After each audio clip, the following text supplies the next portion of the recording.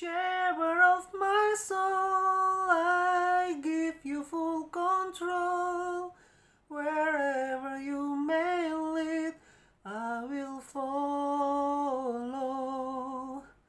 I have made the choice to listen for your voice.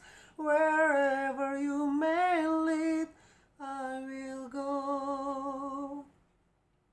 Be it in a quiet pasture or by a gentle breeze, the shepherd of my soul is by my side. Should I have a mighty mountain or a valley dark and deep, the shepherd of my soul will be my guide. Be it in a quiet pasture or by a gentle breeze, the shepherd of my soul is by my side. Should I have a mighty mountain or a valley dark and deep, the shepherd of my soul will be my guide. Shalom Bapak Ibu, sahabat Ruhiman yang dikasihi Tuhan. Senang sekali kita kembali berjumpa dalam program renungan mingguan dari Ruhiman Ministry. Masih dengan tema yang sama, Gembala yang baik. Dan saat ini kita memasuki minggu kedua di bulan November tahun 2021. Bapak Ibu yang dikasihi Tuhan, sahabat Ruhiman dimanapun Anda berada, tema kali ini didasari dari kitab Ulangan pasal yang ke-20 ayat yang keempat. Ulangan 20 ayat yang keempat. Firman Tuhan berbunyi seperti ini. Sebab Tuhan Allahmu, Dialah yang berjalan menyertai kamu untuk berperang bagimu melawan musuhmu dengan maksud memberikan kemenangan kepadamu. Sekali lagi saya bacakan untuk kita semua dari Ulangan pasal 20 ayat yang keempat. Sebab Tuhan Allahmu, Dialah yang berjalan menyertai kamu untuk berperang bagimu melawan musuhmu dengan maksud memberikan kemenangan kepadamu. Bila kita hanya membaca ayat ini saja, kesannya seolah-olah kita tidak perlu melakukan apa-apa.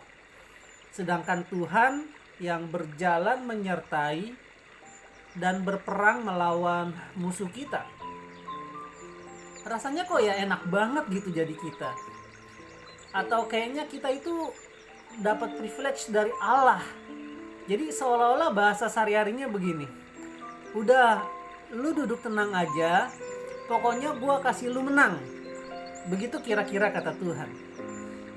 Bapak Ibu sahabat Ruhiman yang sangat dicintai Tuhan, apa betul arti dari ayat 4 seperti itu?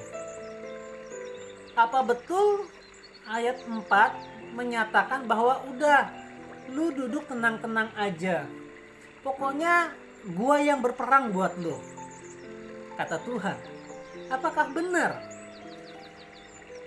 Kalau benar kayaknya enak banget gitu jadi umat Tuhan. Kita nggak perlu kerja apa-apa, tinggal percaya sama Tuhan, atau dengan kata lain cukup beriman saja, maka Tuhan beresin semuanya gitu. Kayaknya enak banget. Tapi apakah memang benar ayat keempat dari Ulangan 20 itu maksudnya demikian? Nah, untuk mendapatkan penjelasan yang lebih jelas, saya mengajak Bapak Ibu sahabat Ruhiman membacanya mulai dari ayat yang pertama, lalu kemudian kita akan berjumpa di ayat yang keempat. Ulangan pasal 20 ayat yang pertama, kedua, ketiga, dan keempat.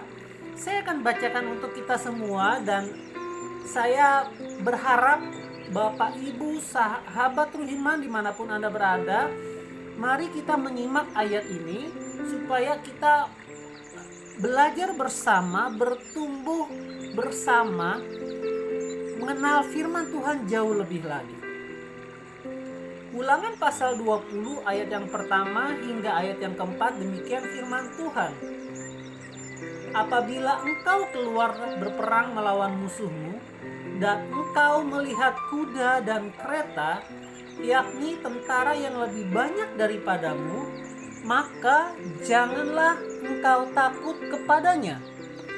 Sebab Tuhan Allahmu yang telah menuntun engkau keluar dari tanah Mesir menyertai engkau. Apabila kamu menghadapi pertempuran, maka seorang imam harus tampil ke depan dan berbicara kepada rakyat dengan berkata kepada mereka, dengarlah hai orang Israel, kamu sekarang menghadapi pertempuran melawan musuhmu. Janganlah lemah hatimu, janganlah takut, janganlah gentar, dan janganlah gemetar karena mereka.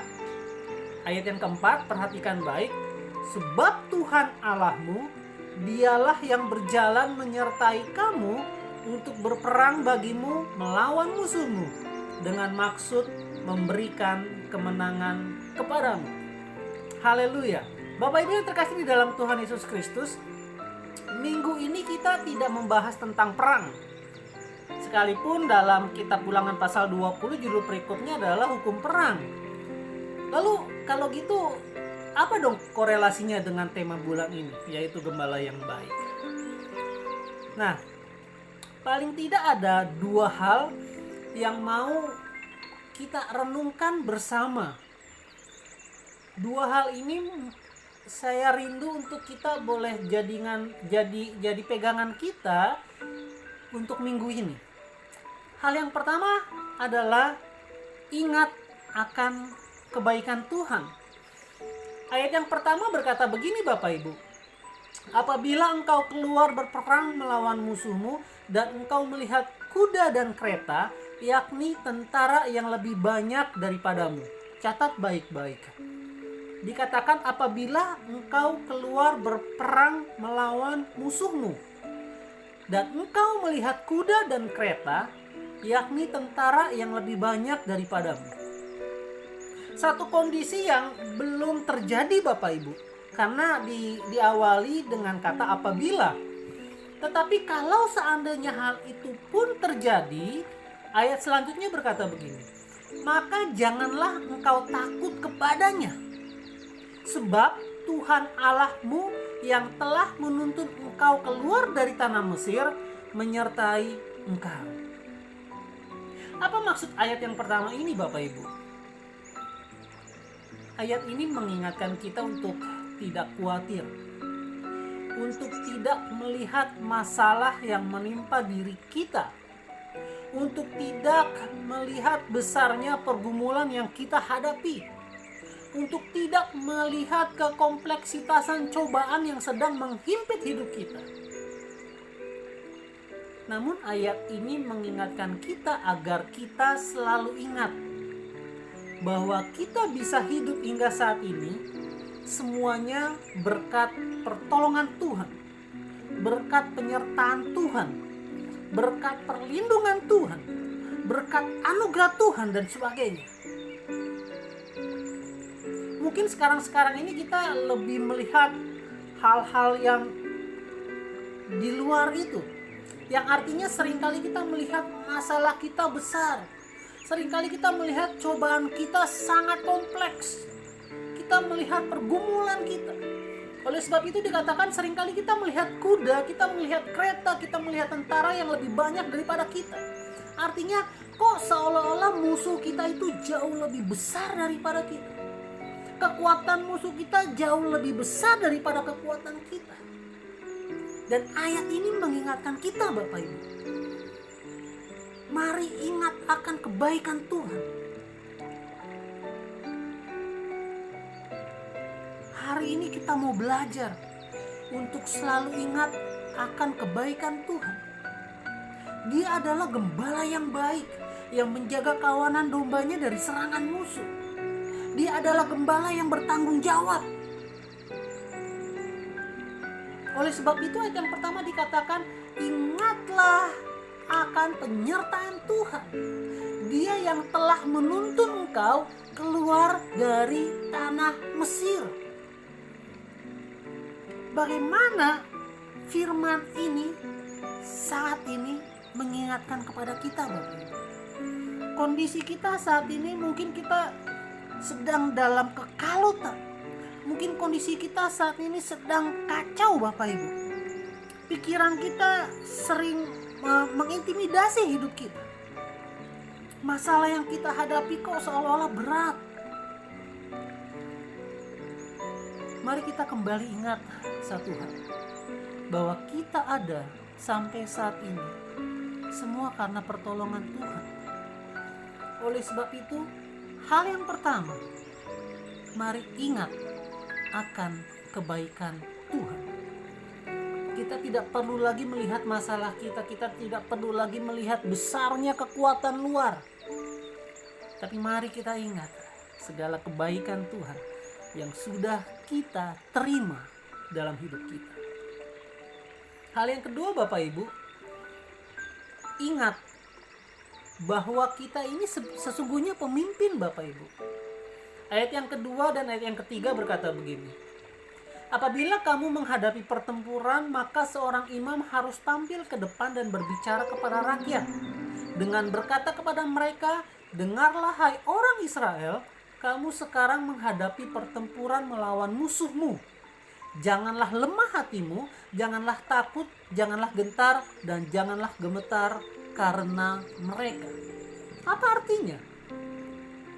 Bahwa peran kita untuk mengingatkan kepada orang lain bahwa jangan lemah hatimu, jangan takut, janganlah gentar, dan janganlah gemetar karena mereka.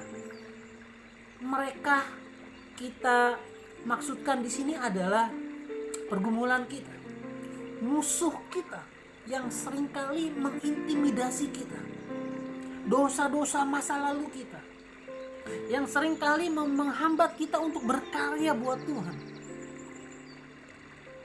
Ketika kita sudah mengingat akan kebaikan Tuhan, tugas kita selanjutnya adalah mengingatkan orang lain akan kebaikan Tuhan. Ini bukan hanya tugas pendeta dan penginjil, Bapak Ibu.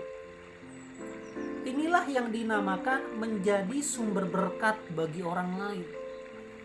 Berkat bukan hanya bicara soal materi, tetapi ketika kita berani menyatakan dan mengingatkan teman kita untuk tidak goyah, karena Tuhan bukanlah Allah yang cuek bebek, karena Tuhan adalah gembala yang baik.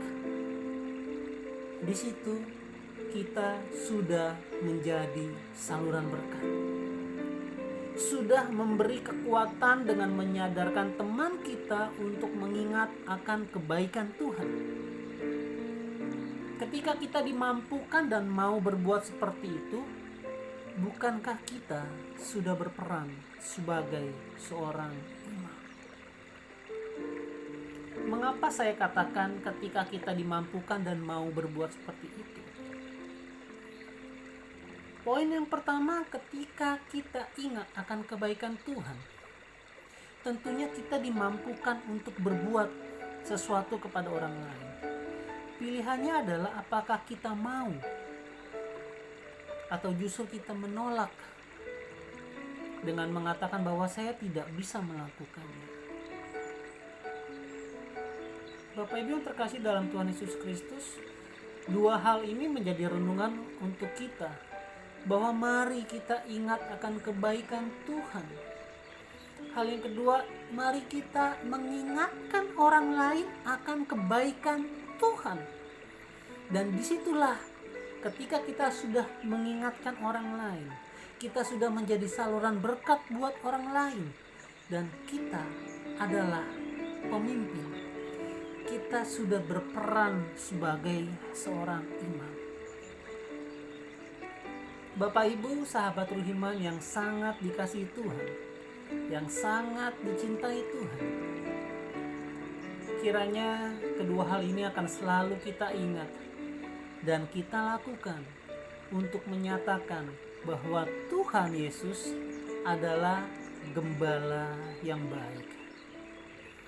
Mari selalu ingat akan kebaikan Tuhan dan menjadi imam dengan mengingatkan orang-orang di sekitar kita bahwa masih ada Tuhan. Masih ada Tuhan yang kebaikannya tidak akan pernah pudar. Kiranya kita terus dikuatkan untuk tetap meyakini bahwa Tuhan Yesus adalah gembala yang baik. Bapak Ibu, sahabat Ruhiman yang sangat dicintai Tuhan, Tuhan memberkati kita semua. Tuhan mengasihi Indonesia. Haleluya.